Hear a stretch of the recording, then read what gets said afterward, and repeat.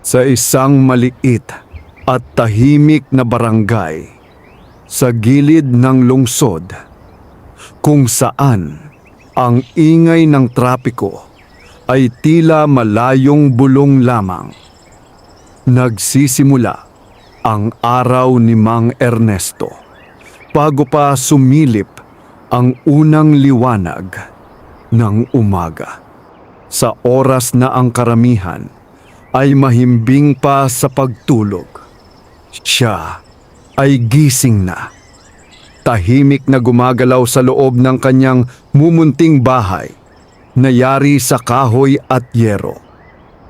Sa isang sulok ng kanilang kusina, maingat niyang hinahalo ang mainit na arnibal, habang ang singaw ng bagong lutong taho ay dahan-dahang pumupuno sa paligid. 5 anak ang dahilan ng kanyang bawat paggising. Si Althea, ang panganay, ay 16 na taong gulang na, responsable at maagang natutong mag-alaga sa kanyang mga kapatid. Sumunod si Marco, na may likas na talino sa matematika, ngunit kinakailangang tumulong sa mga gawaing bahay. Si Liza, tahimik ngunit masipag, ay madalas matagpuan na nagbabasa ng lumang aklat. Si Junjun at bunso nilang si Maya ay parehong bata pa, ngunit ramdam na rin ang bigat ng kanilang sitwasyon. Walang ina ang mga bata. 7 taon na ang nakalipas nang pumanaw si Elena, ang asawa ni Mang Ernesto, dahil sa sakit na hindi nila kayang ipagamot ng maayos. Mula noon, si Mang Ernesto na lamang ang naging sandigan ng pamilya. Hindi siya mayaman. Hindi rin siya nakapagtapos ng pag-aaral. Ngunit mayroon siyang isang bagay na hindi matitinag: ang determinasyon na mabigyan ng magandang kinabukasan ang kanyang mga anak. Habang inaayos niya ang mga baso at ang malaking lalagyan ng taho, marahan siyang lumingon sa silid kung saan magkakatabing natutulog ang kanyang mga anak. Saglit siyang napahinto. Tahimik niyang pinagmasdan ang kanilang mga mukha. Sa bawat kulubot ng kanyang noo ay nakaukit ang mga sakripisyong hindi nakikita ng iba. Ngunit sa bawat hinga ng kanyang mga anak, naroon ang dahilan kung bakit hindi siya sumusuko. Para sa inyo, bulong niya sa sarili. Pagsapit ng 4:00 ng umaga, dala ang kanyang kahoy na tukador at 2 malaking lalagyan ng taho. Nagsimula na siyang maglakad palabas ng bahay. Malamig ang hangin, tahimik ang kalsada, ngunit hindi nagtagal. Ang kanyang boses ang bumasag sa katahimikan. "Taho! Mainit na taho!" Isa itong simpleng sigaw, ngunit puno ng pag-asa. Sa bawat kanto na kanyang madaanan, may mga suki na agad na lumalabas. "Ernesto, 2 nga!" Sigaw ng isang ginang mula sa bintana. "Opo, Nay," sagot niya, sabay ngiti. Hindi lamang siya nagtitinda. Kilala siya sa lugar bilang isang taong mapagkakatiwalaan. Kahit kapos marunong magpautang, kahit pagod marunong ngumiti. Ngunit hindi lahat ng araw ay magaan. May mga pagkakataong kaunti ang benta. May araw na nauuwi siyang halos walang kinita. At sa bawat ganoong pagkakataon, iniisip niya kung paano niya mapagkakasya ang pagkain ng kanyang pamilya. Isang umaga, habang naglalakad siya sa isang eskinita, may narinig siyang tawanan mula sa ilang kabataang nakatambay. "Taho na naman si Mang Ernesto! Ilang taon na yan, wala pa ring asenso," sabi ng isa. Napangiti lamang siya. Hindi siya sumagot. Hindi dahil wala siyang masasabi, kundi dahil mas pinili niyang ituon ang lakas sa mas mahalagang bagay, ang kanyang mga anak. Pag-uwi niya sa bahay bandang 9:00, nadatnan niya si Althea na naghahanda ng agahan. Simpleng pritong itlog at kanin. "Tay, kumain na po kayo," sabi nito. "Nauna na ba kayo?" tanong niya. Opo. Alam niyang hindi iyon totoo. Alam niyang hinintay siya ng kanyang mga anak. At sa simpleng eksenang iyon, naramdaman niya ang bigat ng kanyang responsibilidad at ang lalim ng pagmamahal ng kanyang pamilya.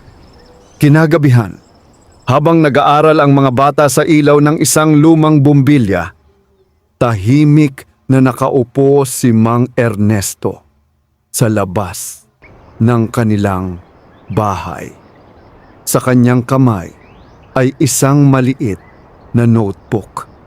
Doon niya isinusulat ang kanyang mga kinikita.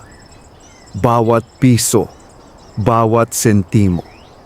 Ngunit sa gabing iyon, hindi lamang numero ang kanyang iniisip. Iniisip niya ang kinabukasan. Paano ko sila mapagtatapos? Tanong niya sa sarili. Hindi niya alam ang sagot. Ngunit sigurado siya sa isang bagay. Hindi siya titigil. Sa kalangitan, unti-unting sumisikat ang buwan. At sa ilalim nito, isang ama ang patuloy na nangangarap, hindi para sa sarili, kundi para sa kanyang mga anak. Isang mangtataho na may simpleng kabuhayan, ngunit may pusong hindi matitinag. At dito nagsisimula ang kwento ng kanyang pakikipaglaban. Hindi naging madali ang sumunod na mga araw para kay Mang Ernesto. Mas maaga pa sa dati ang kanyang paggising. 3:00 pa lamang ng madaling araw ay abala na siya sa paghahanda ng taho. Habang tahimik ang paligid, ang tunog ng kumukulong tubig at ang mahinang paghalo ng arnibal ang nagsisilbing musika ng kanyang umaga. Ngunit sa likod ng kanyang mga galaw ay may mabigat na iniisip. Malapit na ang pasukan. Habang pinupunasan niya ang gilid ng lalagyan ng taho, sumagi sa isip niya ang listahan ng mga kailangang bilhin. Uniforme, sapatos, notebook at iba pang gastusin sa paaralan. 5 bata, 5 pangarap, 5 responsibilidad. Napabuntong hininga siya. Hindi sapat ang kinikita niya araw-araw upang matustusan ang lahat ng iyon. Pagbalik niya sa bahay ng umagang iyon, nadatnan niya ang kanyang mga anak na nag-uusap-usap. "Tay, may sinabi po si Ma'am na kailangan na raw po namin magbayad ng miscellaneous fee bago magbukas ang klase," sabi ni Marco, bahagyang nag-aalangan. Magkatinginan ang magkakapatid. Si Althea ay tila may gustong sabihin ngunit pinigilan ang sarili. "Magkano?" tanong ni Mang Ernesto. Pilit pinapanatiling kalmado ang boses. "Mga 2,000 po," sagot ni Marco. Hindi agad nakapagsalita si Mang Ernesto. Sa isip niya, 2,000 ay katumbas ng ilang araw o marahil 1 linggo ng kanyang pagtitinda. "Okay lang po, Tay," biglang singit ni Althea. "Pwede naman po kaming tumigil muna kung kulang." Agad na umiling si Mang Ernesto. "Wag na wag niyong iisipin yan," mariin niyang sagot. Napatingin sa kanya ang mga bata. "Ang pag-aaral niyo ang pinakamahalagang puhunan natin. Kahit anong mangyari, hindi ko kayo hahayaan tumigil." Tahimik ang mga bata. Ngunit sa kanilang mga mata ay makikita ang halo ng pag-aalala at paghanga. Kinagabihan, matapos kumain ng simpleng hapunan, tahimik na lumabas si Mang Ernesto ng bahay. Naglakad siya papunta sa isang maliit na tindahan sa kanto. Isang lugar kung saan siya paminsan-minsan ay umutang noong mga panahong mas mahirap pa. ang kanilang sitwasyon. "Nay Pilar!" tawag niya. Lumabas ang matandang babae mula sa loob. "O Ernesto, napadalaw ka," sabi nito. "Nay, may maipapakiusap sana ako." Hindi madali para kay Mang Ernesto ang humingi ng tulong. Sa buong buhay niya, sinikap niyang tumayo sa sariling paa. Ngunit para sa kanyang mga anak, handa siyang isantabi ang kanyang pride. "Kailangan ko po sana ng kaunting puhunan para sa mga bata." Tahimik na nakinig si Nay Pilar. Hindi na siya nagtanong pa. Kilalang kilala niya si Mang Ernesto. Hindi ito lalapit kung hindi kinakailangan. "Magkano ang kailangan mo?" Habang pauwi siya, may hawak na maliit na sobre. Ramdam niya ang bigat nito. Hindi lamang dahil sa laman, kundi sa responsibilidad na kaakib nito. Utang. Isang salitang may kasamang pangamba. Ngunit sa pagkakataong iyon, mas nangingibabaw ang pag-asa. Kinabukasan, mas maaga pa siyang umalis. Mas malakas ang sigaw niya. Taho! Mainit na taho! Mas mabilis ang kanyang paglakad. Mas determinado ang bawat hakbang. Habang patuloy siyang naglalako, napansin siya ng isang lalaki na nakatayo sa labas ng isang maliit na opisina. "Araw-araw kitang nakikita," sabi nito. Napahinto si Mang Ernesto. "Opo, naghahanap buhay lang." "Hindi ka ba napapagod?" Sandaling natahimik si Mang Ernesto. "Napapagod po, pero mas nakakapagod ang walang ginagawa para sa pamilya." Ngumiti ang lalaki. Isang simpleng sagot, ngunit puno ng katotohanan. Sa araw na iyon, hindi man niya namalayan, nagsimulang magbago ang takbo ng kanyang kapalaran. Hindi pa niya alam kung paano. Hindi pa malinaw kung kailan. Ngunit may mga pagkakataong ang simpleng pagpupursige ay napapansin kahit hindi mo hinihingi. Pag-uwi niya sa bahay, sinalubong siya ng kanyang mga anak. "Tay!" Masayang sigaw ni Maya habang yakap siya. Sa sandaling iyon, nawala ang lahat ng pagod niya. Napangiti siya. At sa kanyang puso, mas lalong tumibay ang kanyang pangako. Hindi siya susuko sa gitna ng kahirapan. Nagsisimula ng umusbong ang isang bagay na hindi kayang bilhin ng pera. Pag-asa. Sumikat ang araw na tila karaniwan lamang. Ngunit para kay Mang Ernesto, bawat bagong umaga ay may dalang panibagong hamon. Bit-bit ang kanyang lalagyan ng taho. Nagsimula siyang maglakad sa rutang matagal na niyang kinagisnan. Ngunit sa pagkakataong iyon, napansin niyang tila mas kakaunti ang kanyang mga suki. May ilang pamilyar na bahay na dati agad bumibili, ngayon ay nananatiling tahimik. May mga bintanang dati nagbubukas, ngayon ay nananatiling sarado. Habang binabagtas niya ang masikip na eskinita, napansin niya ang isang bagong mangtataho sa kabilang kanto. Mas bata, masigla, at may mas malakas na boses. "Taho! Taho! Masarap at mura!" Napahinto si Mang Ernesto. Hindi niya ito kilala. Ngunit agad niyang naunawaan ang sitwasyon. May kakompetensya na siya. Hindi siya nagalit. Hindi rin siya nanlumo. Ngunit ramdam niya ang unti-unting pagbigat ng kanyang sitwasyon. Sa hanap buhay na tulad nito, ang bawat suki ay mahalaga. At sa pagkawala ng ilan, may kasunod na epekto sa kanyang pamilya. Sa mga sumunod na araw, mas lalo niyang naramdaman ang pagbabago. Mas kaunti ang kanyang nabebenta. Mas marami ang kanyang inuuwi ang tira. At mas lumiliit ang kanyang kinikita.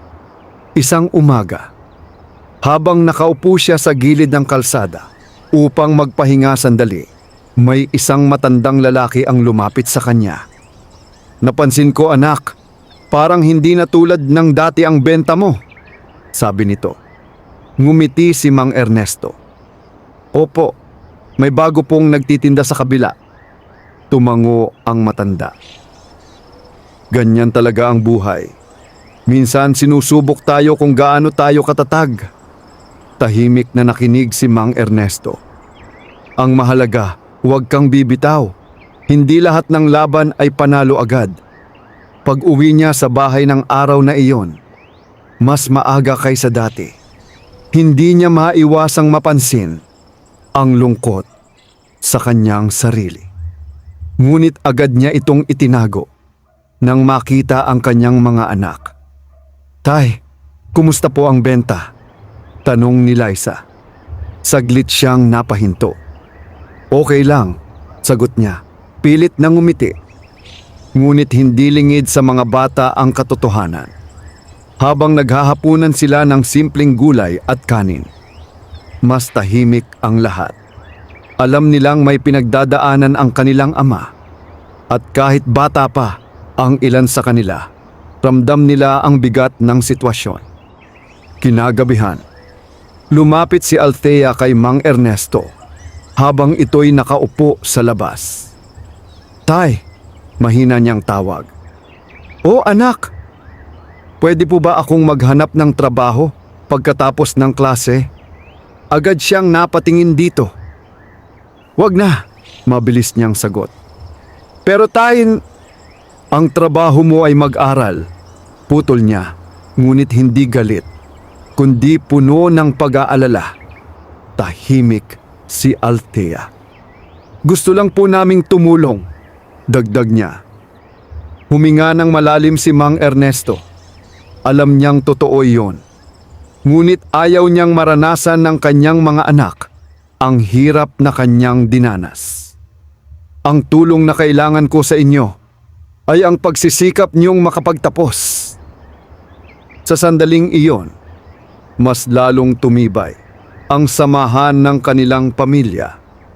Hindi man nila kayang lutasin agad ang problema, pinili nilang harapin ito ng magkakasama. Kinabukasan, mas maaga pa sa dati ang paggising ni Mang Ernesto. Hindi siya nagpatalo. Nag-isip siya ng paraan. Nagbago siya ng ruta. Pinuntahan niya ang mga lugar na hindi pa niya masyadong napupuntahan noon. Mga paaralan, terminal at palengke. Sa una, mahirap. Walang nakakakilala sa kanya. Walang suki. Ngunit unti-unti, may mga lumalapit. May mga bumibili. May mga ngumingiti. Habang naglalakad siya sa ilalim ng init ng araw, ramdam niya ang pagod. Ngunit mas matindi ang kanyang determinasyon. Hindi siya susuko. Hindi ngayon. Hindi kailanman. Sa pagtatapos ng araw, kahit hindi pa rin sapat ang kanyang kinita, may kakaibang pakiramdam siyang dala. Pag-asa. Dahil alam niyang sa bawat pagsubok, may kaakibat na pagkakataon. Sa dilim ng gabi, habang pinagmamasdan niya ang kanyang mga anak na natutulog, muling sumagi sa isip niya ang kanyang pangako. Anuman ang mangyari, ipaglalaban niya ang kinabukasan ng kanyang mga anak. At sa gitna ng kompetisyon at kakulangan, nagsisimula niyang matutunan ang isang mahalagang aral. Ang tunay na laban ay hindi laban sa ibang tao, kundi laban sa sariling panghihina. Lumipas ang ilang linggo na puno ng pagsubok at pag-a-adjust. Sa kabila ng bagong kakompetensya at pabago-bagong benta, hindi nagbago ang disiplina ni Mang Ernesto. Maaga pa rin siyang gumigising, maingat na naghahanda ng taho at walang sawang naglalakad sa iba't ibang ruta upang maghanap ng mas maraming mamimili. Ngunit sa likod ng kanyang pagpupursige, patuloy pa rin ang pag-aalala. Unti-unti nang nauubos ang perang hiniram niya kay Nay Pilar. At papalapit na ang pagbubukas ng klase. Isang umaga, habang siya ay naglalako malapit sa isang pampublikong paaralan, napansin niyang mas marami ang tao kaysa karaniwan. May mga magulang na naghahatid ng kanilang mga anak, mga estudyanteng nagkukwentuhan, at mga guro na abala sa paghahanda. Saglit siyang huminto. Isang ideya ang pumasok sa kanyang isip. Lumapit siya sa gilid ng gate at maingat na tumayo roon. "Taho! Mainit na taho!" sigaw niya. Sa una, tila walang pumapansin. Ngunit makalipas ang ilang minuto, may isang batang estudyante ang lumapit. "Magkano po?" tanong nito. "2 pesos lang, iho," sagot ni Mang Ernesto. Ngumiti ang bata at agad na bumili. Hindi nagtagal, may sumunod pa. At isa pa, hanggang sa dumami na ang kanyang mga mamimili. Sa kauna-unahang pagkakataon, matapos ang ilang linggo, halos naubos ang kanyang paninda bago pa magtanghali. Habang inaayos niya ang kanyang mga gamit, napangiti siya. Hindi man ito ganap na solusyon, ngunit isa itong magandang simula. Kinabukasan, mas maaga siyang pumwesto sa parehong lugar. At muli, hindi siya nabigo. Mas maraming estudyante ang bumili. May ilang guro pa ang lumapit. "Masarap ang taho mo," sabi ng isang guro. "Bumalik ka bukas." "Opo, salamat po," sagot niya. Bakas ang tuwa sa kanyang mukha. Sa mga sumunod na araw, naging bahagi na siya ng umaga sa paaralan. Nakilala siya ng mga estudyante. Naging pamilyar ang kanyang boses. At unti-unting bumalik ang kanyang kita. Pag-uwi niya sa bahay isang hapon, mas magaan ang kanyang pakiramdam. "Tay, parang masaya po kayo ngayon ah," napansin ni Maya. Ngumiti siya. "Medyo gumanda ang benta natin." Agad na nagliwanag ang mukha ng mga bata. "Tay, ibig sabihin po ba makakapasok na kami?" tanong ni Junjun. Sandaling tumahimik si Mang Ernesto. Tumingin siya sa kanilang lahat. "At gagawin ko ang lahat para mangyari yan." Kinagabihan, habang muling sinusulat ang kanyang kita sa lumang notebook, napansin niyang mas maayos na ang takbo ng kanyang pera. Hindi pa rin sapat, ngunit hindi na rin tulad ng dati na halos wala siyang maipon. Habang nakaupo siya sa labas, muling bumalik sa kanyang isip ang lalaking nakausap niya noong nakaraang linggo. Ang estrangherong nagtanong kung napapagod ba siya. Hindi niya alam kung bakit, ngunit tila may kakaibang kahulugan ang kanilang pag-uusap. Parang may darating pa. Sa loob ng bahay, naririnig niya ang mahihinang boses ng kanyang mga anak habang nag-aaral. Sa simpleng ilaw ng bumbilya, patuloy silang nangangarap. At sa labas, isang ama ang patuloy na lumalaban upang matupad ang mga pangarap na iyon. Hindi pa tapos ang laban.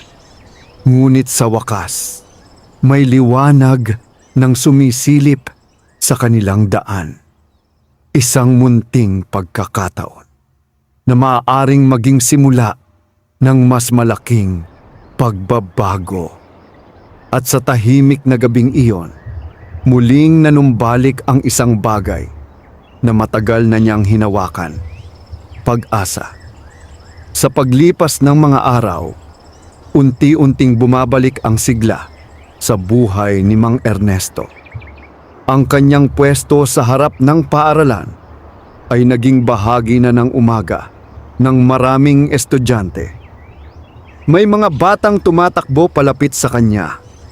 May mga gurong ngumiting kumikilala at may mga suking naghihintay sa kanyang pagdating. Ngunit sa kabila ng pagbuti ng kanyang kalagayan, nananatili ang kanyang pagiging mapagkumbaba. Hindi niya iniisip na siya'y umaangat.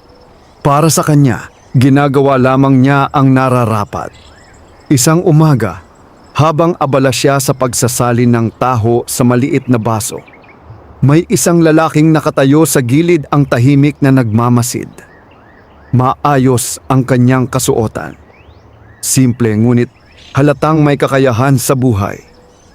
Hindi agad siya lumapit. Sa halip, pinanood lamang niya si Mang Ernesto habang nakikipag-usap sa mga bata.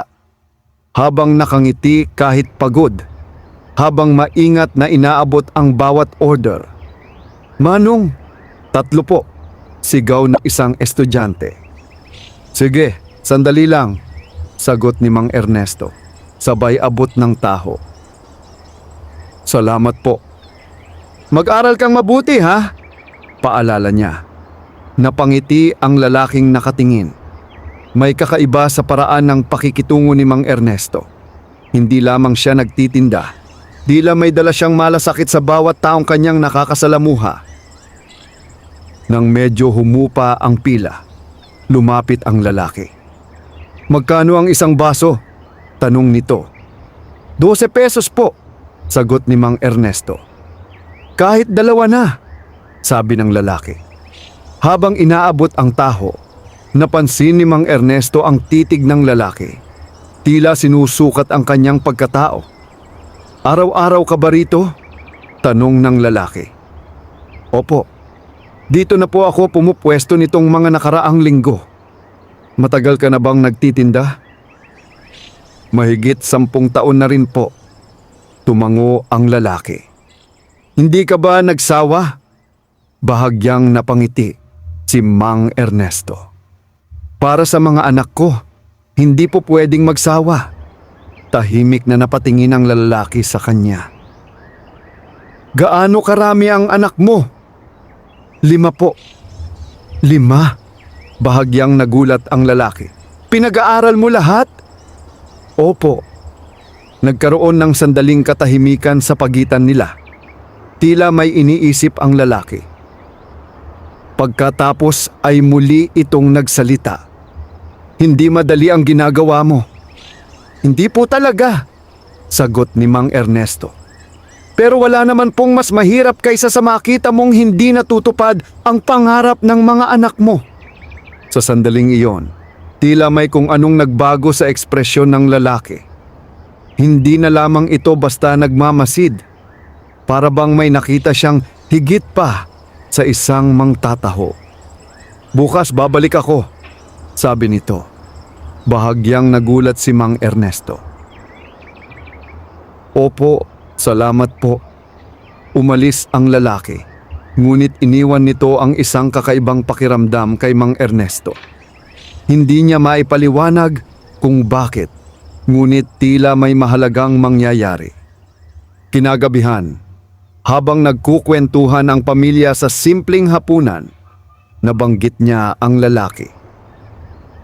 "Baka po sukin niyo na yan, tay," sabi ni Marco. "O baka po may balak tulungan kayo." Biro ni Junjun.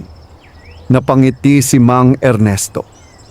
"Hindi natin alam, pero kahit ano pa yan, magtatrabaho pa rin tayo ng maayos." Ngunit sa kanyang isipan, paulit-ulit bumabalik ang mukha ng lalaki. May kakaiba sa paraan ng pagtitig nito.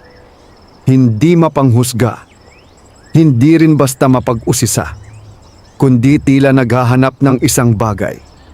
Kinabukasan, mas maaga pa siyang dumating sa kanyang pwesto.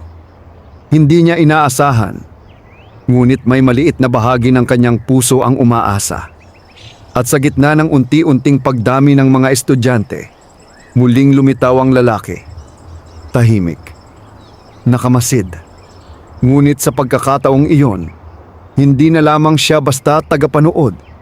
Sa buhay ni Mang Ernesto, ang bawat araw ay tila pare-pareho. Ngunit may mga araw na nagdadala ng pagbabago.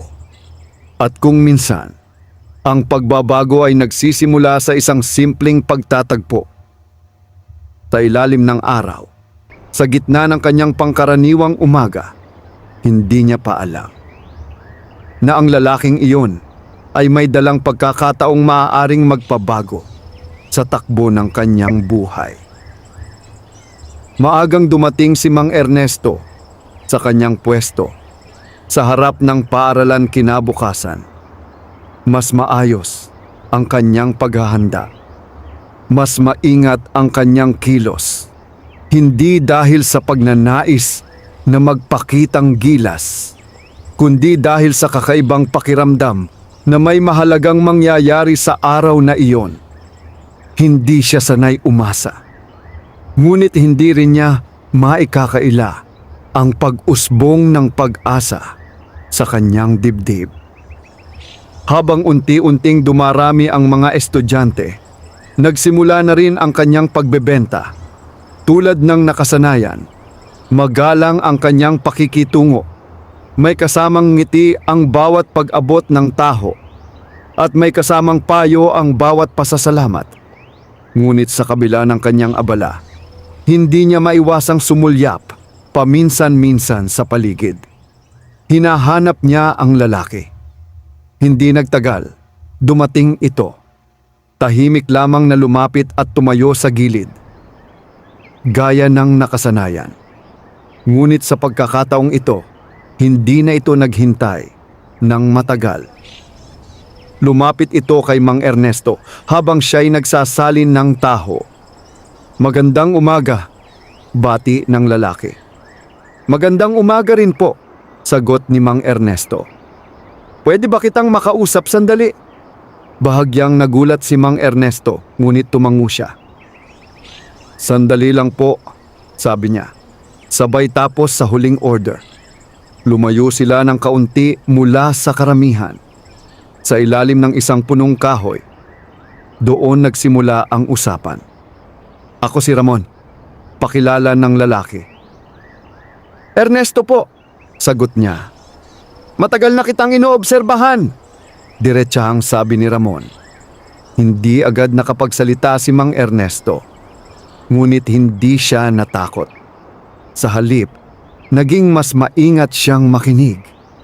"Hindi lang dahil sa taho mo," dagdag ni Ramon, "kundi dahil sa paraan ng pagtatrabaho mo at sa ugali mo." Tahimik si Mang Ernesto. Hindi niya alam kung ano ang sasabihin. "May maliit akong negosyo," patuloy ni Ramon.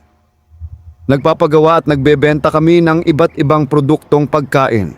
At sa nakikita ko sa iyo, may potensyal ka." Bahagyang kumunot ang noo ni Mang Ernesto. Hindi ko po masyadong naiintindihan. Ngumiti si Ramon. "Gusto kitang tulungan, hindi bilang limos, kundi bilang pagkakataon." Mas lalo pang natahimik si Mang Ernesto. "Paano po?" maingat niyang tanong. "Tutulungan kitang mapalago ang pagtitinda mo. Mas maayos na kagamitan, mas maraming supply at posibleng mas malaking lugar na pwesto." Parang tumigil ang oras sa sandaling iyon. Hindi agad nakapagsalita si Mang Ernesto. Sa dami ng taon niyang nagsusumikap, ngayon lamang may lumapit sa kanya ng ganitong klasing alok. "Pero," mahina niyang sabi, "hindi ko po alam kung kaya ko." Umiling si Ramon. "Ang kailangan ko ay hindi perpekto. Ang kailangan ko ay taong masipag, tapat, at may determinasyon." Tumingin siya diretso kay Mang Ernesto. "At nakita ko yon sa iyo." Ramdam ni Mang Ernesto ang bigat ng sandali. Hindi ito simpleng pagkakataon. Isa itong desisyong maaaring magbago ng kanyang buhay. "Ano po ang kapalit?" tanong niya. Hindi siya sanay sa mga bagay na libre. Ngumiti si Ramon. Ang kapalit ay ang patuloy mong pagsusumikap. At kapag dumating ang araw na ikaw naman ang may kakayahan, sana'y tumulong ka rin sa iba. Sa unang pagkakataon, naramdaman ni Mang Ernesto ang kakaibang gaan sa kanyang dibdib. Hindi dahil sa alok, kundi dahil sa tiwalang ibinibigay sa kanya. Sige po, mahinahon niyang sagot. Ngunit sa kanyang mga mata, makikita ang matinding determinasyon. Hinding-hindi ko po sasayangin ang pagkakataong ito. Tumango si Ramon. Magkita tayo bukas. May ipapakita ako sa iyo. Habang naglalakad pa uwi si Mang Ernesto ng araw na iyon, tila mas magaan ang bawat hakbang niya. Ang dating mabigat na pasanin ay napalitan ng bagong lakas. Pagdating sa bahay, sinalubong siya ng kanyang mga anak. Tay, kumusta po ang araw nyo? Tanong ni Maya. Tumingin siya sa kanila. At sa unang pagkakataon matapos ang matagal na panahon, hindi lamang pag-asa ang kanyang dala, kundi isang konkretong pagkakataon. May magandang balita ako, sabi niya. At habang unti-unting nagliliwanag ang kanilang tahanan sa simpleng ilaw, nagsisimula na ring magbago ang kanilang kapalaran. Hindi dahil sa swerte, kundi dahil sa pinagsamang tiyaga, pananalig at pagkakataon. Ngunit tulad ng lahat ng pagbabago, may kaakibat itong panibagong hamon. At hindi pa tapos ang kwento ni Mang Ernesto. Sa katunayan, dito pa lamang ito tunay na nagsisimula. Hindi agad nakatulog si Mang Ernesto ng gabing iyon.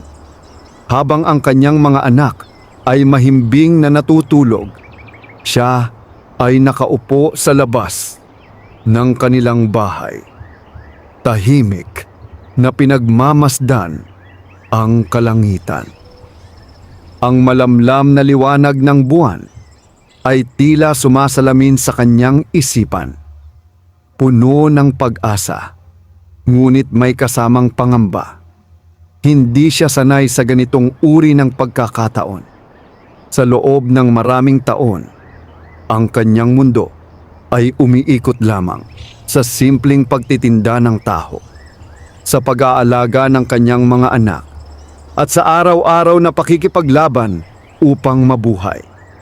Ngunit ngayon, may pintong nagbukas at hindi niya alam kung ano ang naghihintay sa kabila nito. Kinabukasan, mas maaga pa siyang nagising kaysa dati.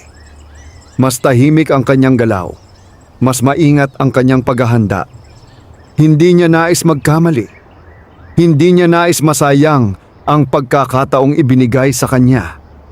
Matapos ihatid ang kanyang mga anak sa kani-kanilang gawain, agad siyang nagtungo sa lugar na pinag-usapan nila ni Ramon.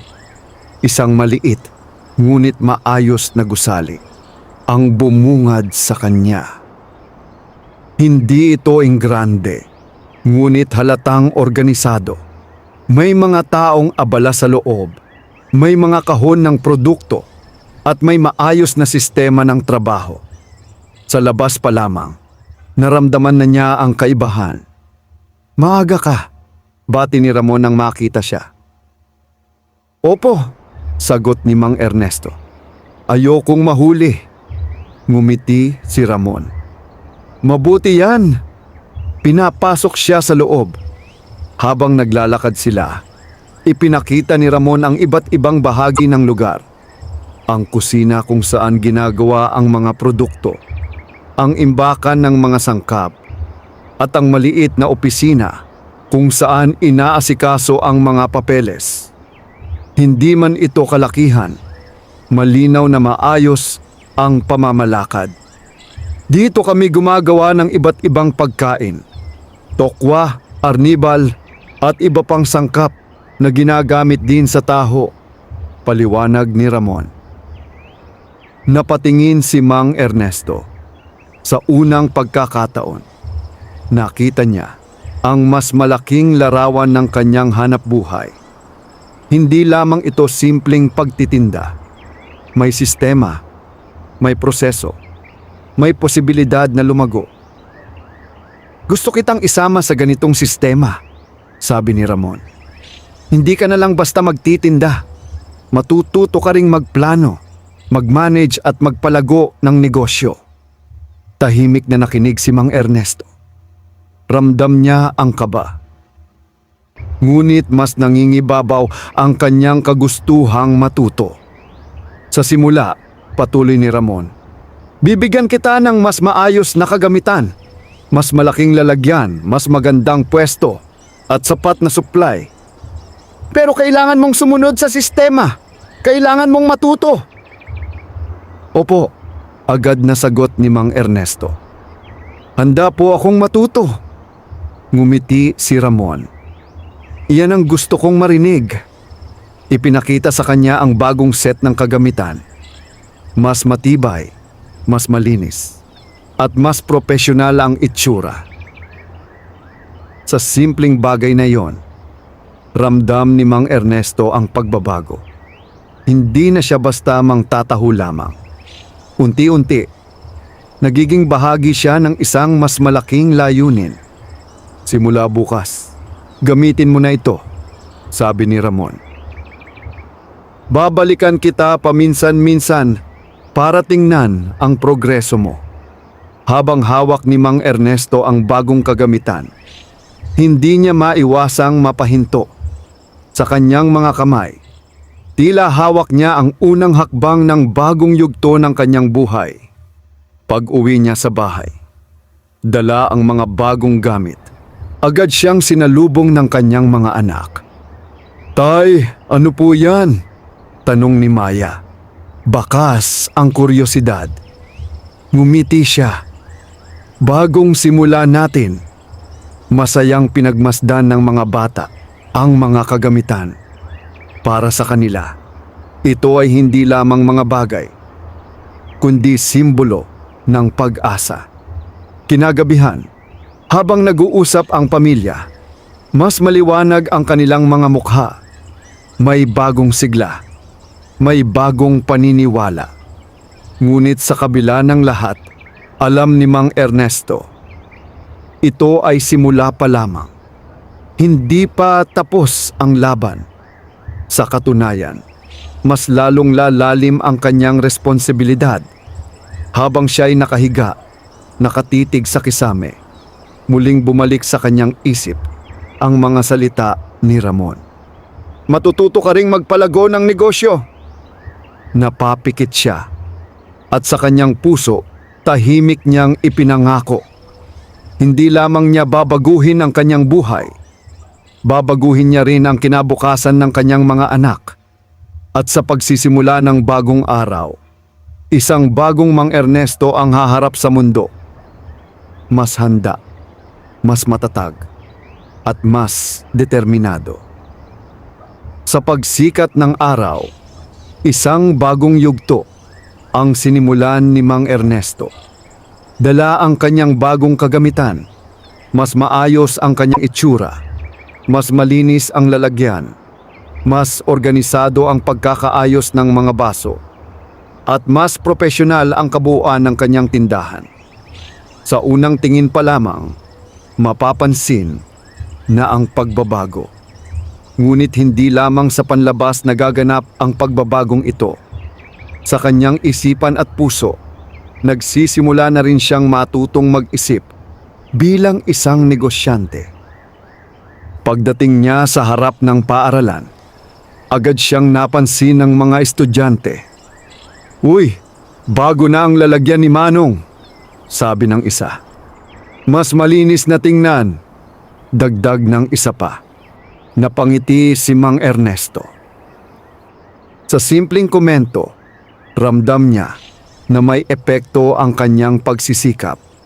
Mas dumami ang bumibili sa araw na iyon. Hindi lamang dahil sa lasa ng taho, kundi dahil sa tiwala. Mas maayos ang presentasyon, mas mabilis ang serbisyo, at mas magaan ang pakiramdam ng mga mamimili. Ngunit kasabay ng pagdami ng benta ay ang pagtaas ng responsibilidad. Mas maraming supply ang kailangan.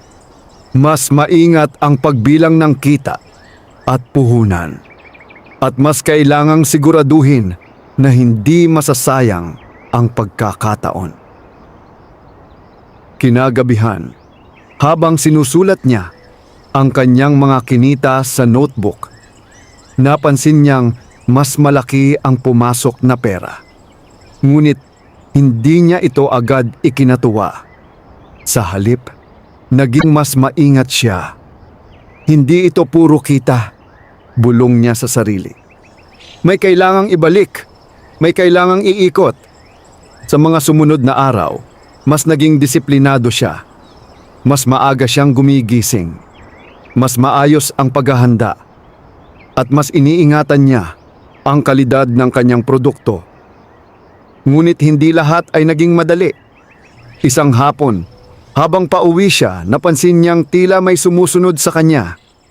Paglingon niya, nakita niya ang dati niyang kakompetensya, ang batang mangtataho. Hindi ito nakangiti. Sa halip, may halong lungkot at inis ang itsura nito. "Ang lakas na ng benta mo!" sabi ng binata. Hindi agad sumagot si Mang Ernesto. Hindi niya alam kung paano ito lalapitan. "Dati, dito ako kumikita," dagdag ng binata. "Ngayon halos wala na akong mabenta." Sandaling natahimik si Mang Ernesto. Ramdam niya ang bigat ng sitwasyon.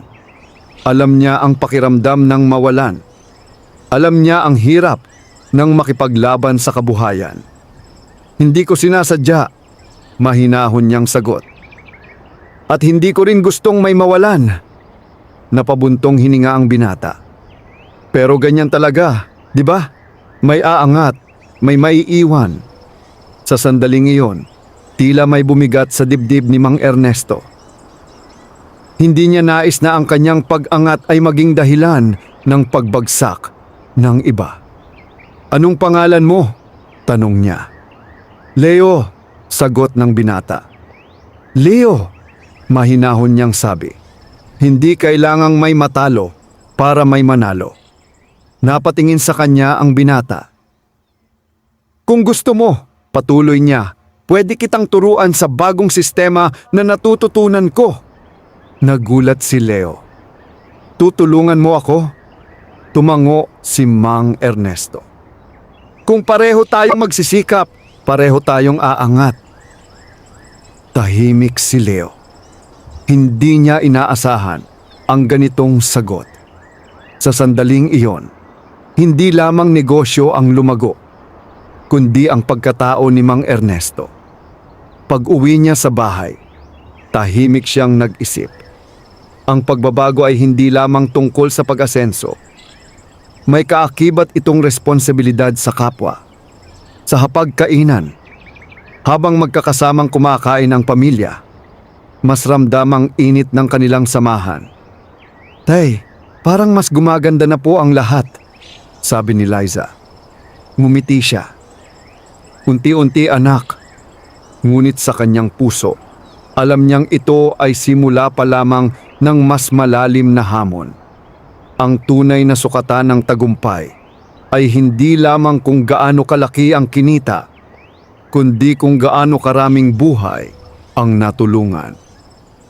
At sa gitna ng kanyang pag-angat, pinili ni Mang Ernesto na hindi kalimutan kung saan siya nagsimula. Sa gabing iyon, muling sumilip ang buwan sa kanilang munting tahanan. At sa ilalim ng liwanag nito, isang ama ang patuloy na natututo na ang tunay na pag-unlad ay hindi lamang para sa sarili, kundi para sa lahat. Mas naging makabuluhan ang mga sumunod na linggo sa buhay ni Mang Ernesto. Hindi na lamang siya nagtitinda ng taho. Unti-unti na siyang natutong magplano, magbilang at magdesisyon para sa mas maayos na daloy ng kanyang maliit na negosyo. Sa tulong ng mga aral ni Ramon at sa sarili niyang sipag, nagsisimula ng magbunga ang lahat ng kanyang pagsisikap. Sa bawat umaga, hindi na lamang iisang lalagyan ng taho ang kanyang dala. May karagdagan na. Mas marami na siyang naibebenta. Mas marami na ring bumibili. Napansin ito ng mga guro sa paaralan. "Ernesto, parang lumalaki na ang negosyo mo ah," sabi ng isang guro habang bumibili. Ngumiti siya. Unti-unti lang po. Ngunit sa likod ng pag-asenso, hindi nagbago ang kanyang ugali. Nanatili siyang magalang, mapagkumbaba, at higit sa lahat, tapat sa kanyang ginagawa. Samantala, si Leo, ang dating kakumpetensya, ay nagsimulang sumama kay Mang Ernesto sa ilang araw ng pagtitinda. Sa umpisa, nahihiya ito. Hindi sanay na may nagtuturo sa kanya. Ngunit sa paglipas ng panahon, natutunan niyang tanggapin ang tulong. "Ganito ang tamang sukat ng arnibal," paliwanag ni Mang Ernesto habang ipinapakita ang proseso. "Hindi dapat sobra, hindi rin kulang." Tahimik na nakikinig si Leo. Sa bawat kilos ni Mang Ernesto, nakikita niya ang disiplina at karanasan. Hindi nagtagal, nagsimula na ring magbago ang benta ni Leo. Mas maayos na ang kanyang paninda. Mas dumami ang kanyang suki. At unti-unti, nawala ang dating tensyon sa pagitan nila. Isang hapon, habang nagpapahinga sila sa ilalim ng puno matapos ang mahabang araw, nagsalita si Leo. "Salamat, Mang Ernesto. Napatingin siya rito. Sa pagtulong niyo po." Ngumiti si Mang Ernesto. "Balang araw, ikaw naman ang tutulong sa iba." Tumango si Leo. Sa bahay naman, mas kapansin-pansin ang pagbabago. Hindi man sila marangya, mas naging maayos ang kanilang pamumuhay. Mas regular na ang pagkain. Mas kumpleto na ang gamit ng mga bata sa paaralan. Isang gabi, habang sabay-sabay silang kumakain, nagsalita si Althea. "Tay, binigyan po ako ng pagkakataon ng teacher namin na maging honor student." Napatingin si Mang Ernesto. "Talaga?" "Opo." Hindi niya napigilang mapangiti. Sa simpleng balitang iyon, tila napawi ang lahat ng kanyang pagod. "Alam niyo po," dagdag ni Marco, "kapag nag-aaral kami, mas ganado na po kami ngayon." "Bakit?" tanong niya. "Dahil nakikita namin kung gaano kayo nagsisikap." Tahimik si Mang Ernesto. Ngunit sa loob niya, umaapaw ang damdamin. Kinagabihan, habang nakaupo siya sa labas at hawak ang kanyang notebook, napansin niyang hindi na lamang survival ang kanyang iniisip. May direksyon na ang kanyang mga plano. May malinaw na layunin. Hindi lang ito para sa ngayon, bulong niya sa sarili. Para ito sa kinabukasan. Sa unang pagkakataon, nakaramdam siya ng kaunting kapanatagan. Hindi pa tapos ang laban. Ngunit alam niyang nasa tamang landas na siya. Sa gitna ng lahat ng ito, hindi niya nakalimutan ang kanyang pangako na balang araw, ang kanyang mga anak ay hindi na kailangang maghirap tulad niya. At habang unti-unting lumalaki ang kanyang maliit na negosyo, kasabay din nitong lumalago ang kanyang pangarap. Hindi na lamang para mabuhay, kundi para tunay na umasenso. Sa ilalim ng tahimik na gabi, isang ama ang muling nangangarap. Ngunit sa pagkakataong ito, ang kanyang pangarap ay hindi na lamang malabo. Unti-unti na itong nagiging realidad. Lumipas ang mga buwan na puno ng pagsisikap, pagtitiyaga at patuloy na pagkatuto. Ang dating simpleng pagtitinda ni Mang Ernesto ng taho ay unti-unting naging isang maayos at lumalagong kabuhayan. Hindi man ito naging madali. Bawat hakbang ay may kasamang sakripisyo. Ngunit sa bawat sakripisyong iyon, may kapalit na bunga.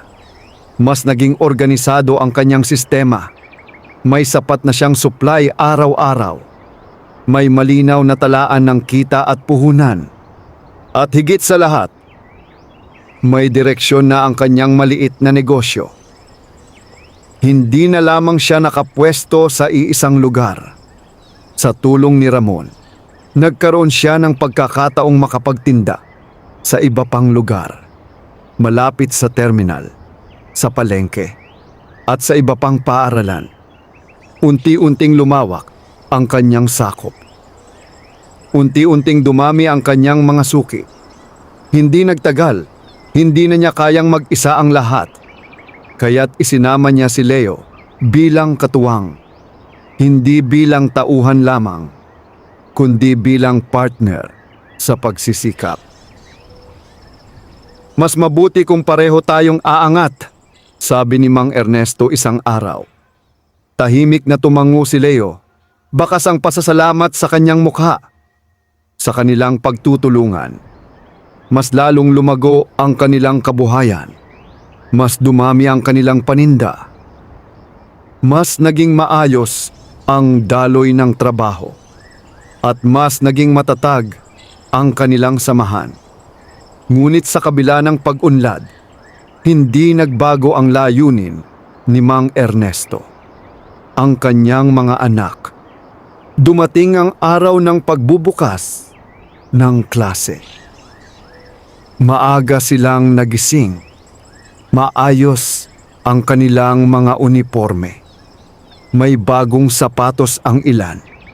At higit sa lahat, kumpleto ang kanilang mga gamit.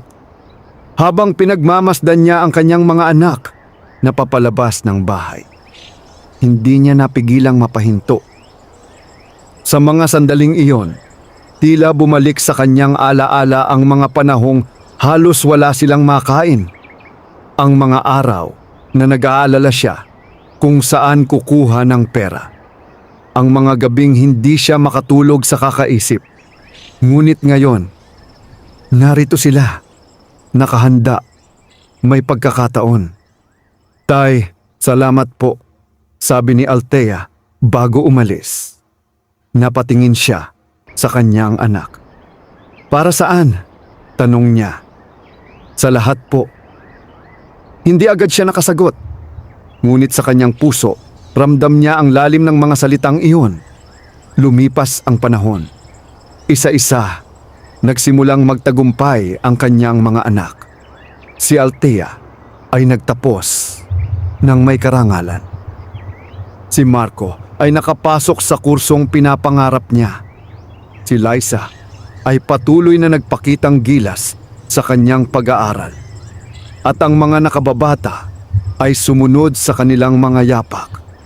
Sa bawat tagumpay ng kanyang mga anak, tila unti-unting nababayaran ang lahat ng kanyang paghihirap.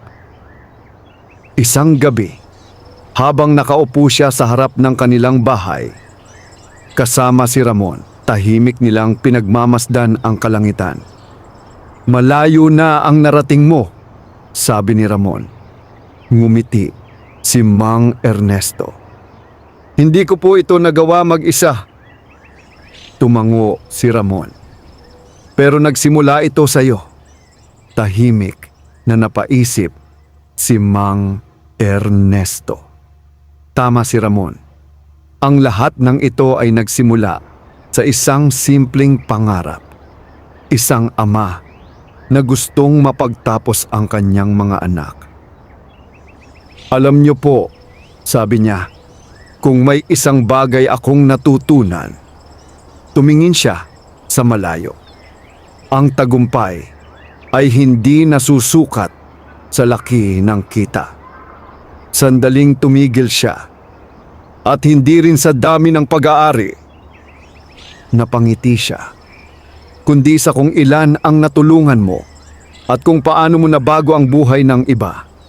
Sa sandaling iyon, tahimik ang paligid.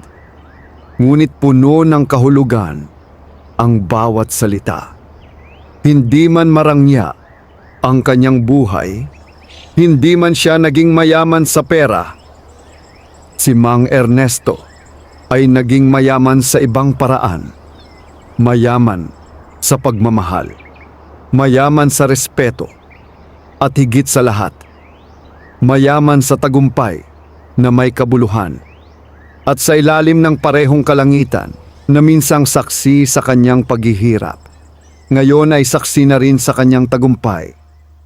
Isang mangtataho ang nagpatunay na ang sipag, tiyaga, at pagmamahal sa pamilya ay kayang baguhin ang kapalaran. Wakas. Ngayon ay saksi na rin sa kanyang tagumpay.